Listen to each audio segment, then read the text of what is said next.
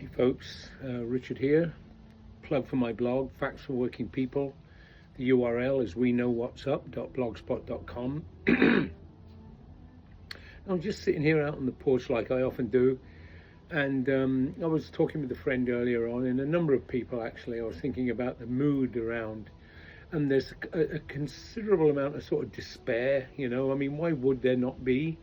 About the world situation. America is always at war with somebody and everything else, just the whole global environment. And I was thinking about that, about why the reasons people can feel so isolated and alienated. Why would they not? I mean, if you think of all the things that are happening, if you take just even this war in Iran, it's opposed by most American people. They've done studies recently about how the position of the governments of most of the certainly the Western democracies, the policies of the government are at odds with the people that they populated in them. I mean, so they're democracies, but so what? If you look at us, we have no say really in what goes on. You've got to have $1 billion to run for president. It's not a democracy in the sense of that. It's not even barely a bourgeois democracy. I mean, I don't know who was in Guantanamo. I don't know who they're killing in the Caribbean at the cost of $1 billion a day. I know that Iran hasn't threatened us. Iraq didn't threaten us. Grenada never threatened us. Panama never threatened. I mean, it's just it's the isolation, the alienation you feel of having no say in what goes on. And I was just sitting thinking, and so I'm flipping. I looked through. There's an article in the Wall Street Journal. And it's worth reading these papers, what we used to call the theoretical journals of the capitalist class. They're our enemy. They're the papers of our enemies, not like the mass media, where they appeal to us, there's a lot of manipulation and dishonesty and everything else. In these major journals that they read, and workers don't read in the main, they have to have a more sober assessment of the truth and what's going on in society. But this guy Ryan Cohen.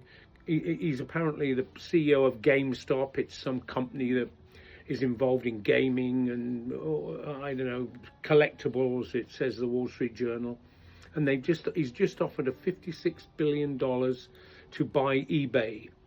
And it's a much smaller company. eBay's worth only around $43 billion, according to the article. And GameStop is much smaller at $12 billion. So he's got to find money to do that. He's really gung ho about it. He's having GameStop. He cut costs. He improved earnings. He'll do that if he does get to take over eBay. They'll cut the workers, they'll cut jobs, they'll slash jobs. I remember KKR. Anybody around my age, with the big leverage buyout with KKR, with Safeway, and so he's eager to do that. And he says that, well, they're sort of similar companies. And what did he do before this guy Ryan Cohen? I don't know anything about him. He's CEO of GameStop that is involved in trading cards and stuff like that. And he was formerly with Chewy, Chewy.com. My wife used to use it for sending away for dog stuff. And he says, it's a good marriage because GameStop and eBay, they both are involved in collectibles and trading cards and so on and so forth. Well, as I'm reading that, I'm thinking, look at the figures involved, the billions of dollars, and it says he's going to have trouble getting money, so he'll appeal to the Middle Eastern sovereign wealth funds to get money, probably because it's a smaller company. He'll need to use debt to buy it and everything.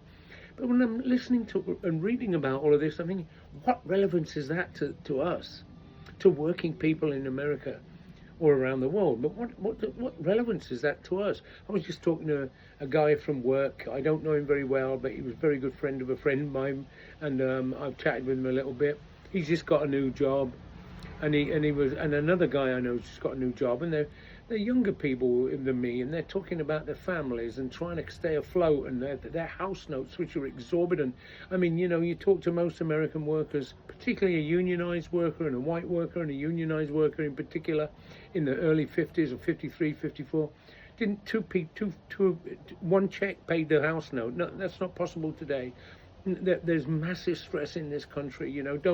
If you're watching American Hollywood type films abroad, do not buy that stuff.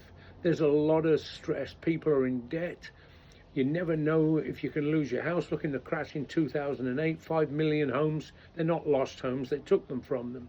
And so reading about this activity, he was in Chewy, he was doing this, and there's these people everywhere around like that, these CEOs, massive amounts of money they earn, and that's not economics. A neighbor of mine came over one time and she said to me, she was talking to me, and I said, she's a woman that raised 4 children, and we were talking, and she said, I said something about you're an economist, and she said, what are you talking about? And I said, well, you run a household, you raise 4 kids, they've grown now. I said, you manage that household, that's economics. That's real economics. It's not shares go up, shares go down. That's not the economy. The economy is what you did. You're an economist.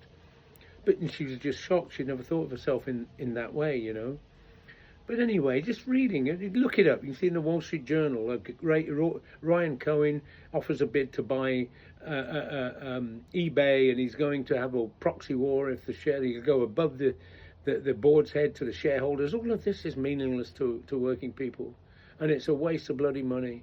And if you think of all the lawsuits against Trump and the lawsuits within capitalism, what waste of money. What waste of resources, never mind the wars and everything else. It's no wonder. I mean, we have no say in this country, in most of the Western democracies, right? We have no say in what our government does. Very, very little at all. I mean, they hope they'll get elected. Most people, the Democrats will get in, and we won't have this serial sexual deviant in the White House and this horrible degenerate human being. He's got to be the worst example of a human being there is. Of course, all American presidents are as guilty of him as him. It's just he says it out there. He's put it right out there, and we should thank him for it in some ways. But anyway, I couldn't think of what to write about, and I was reading that, and I thought, well, I'll say something. Gets it off of my chest.